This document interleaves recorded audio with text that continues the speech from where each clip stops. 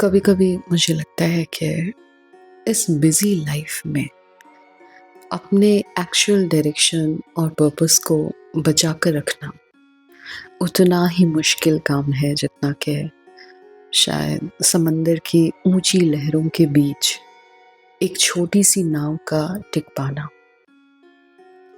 हम सब अक्सर इतने बिज़ी होते हैं कि भूल जाते हैं असल में हम किस डायरेक्शन में चलना चाह रहे थे। अगर आप मुझसे पूछेंगे कि मुझे किस बात का सबसे ज़्यादा डर है, क्या मैं फ़ेल हो जाने से डरती हूँ? क्या मैं पैसों की कमी की वजह से परेशान हूँ? या मुझे लोगों की बातों का डर है?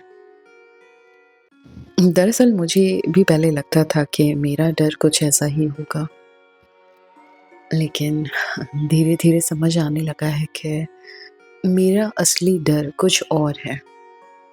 मेरा डर ये नहीं है कि लाइफ मुश्किल होती जा रही है या फिर मुझे शायद ज़्यादा काम करना पड़े या नेचर के अगेंस्ट जाकर कोई दूसरा काम करना पड़े।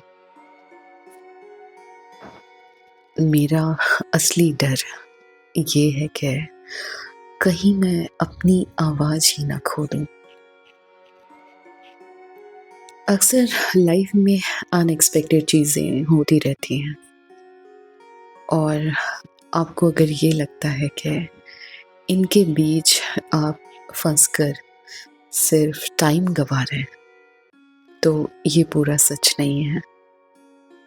ये जो आस-पास हमारे इतनी भीड़ है, अनवांटेड केओस है, अनवांटेड सर्कमस्टेंसेस हैं, इतना शोर है, इनके बीच हम कई बार इतने बिज़ी हो जाते हैं कि अपनी रियल डायरेक्शन भूल जाते हैं।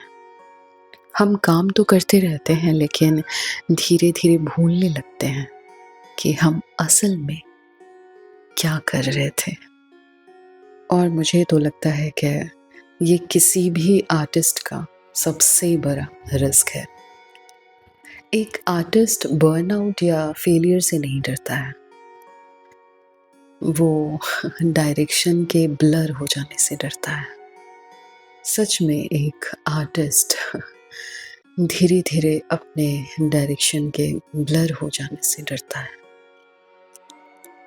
मुझे लगता है कम से कम ये एक सवाल हमें खुद से ज़रूर पूछना चाहिए कि हम सिर्फ बिज़ी हैं या सच में उस डायरेक्शन में बढ़ रहे हैं जहाँ हमें असल में जाना था। क्योंकि ये दोनों एक ही बात नहीं है। बिज़ी रहना बहुत आसान है, लेकिन डायरेक्शन बचा कर रखना बहुत मुश्किल है। और इसीलिए मैंने स्टार्टिंग में आपसे कहा कि ये उतना ही मुश्किल है जितना समंदर की ऊंची लहरों के बीच एक छोटी सी नाव का टिक पाना। और अब आखिर में आपसे बस एक सवाल, क्या इतने शोर के बीच आपको अपनी डायरेक्शन याद है?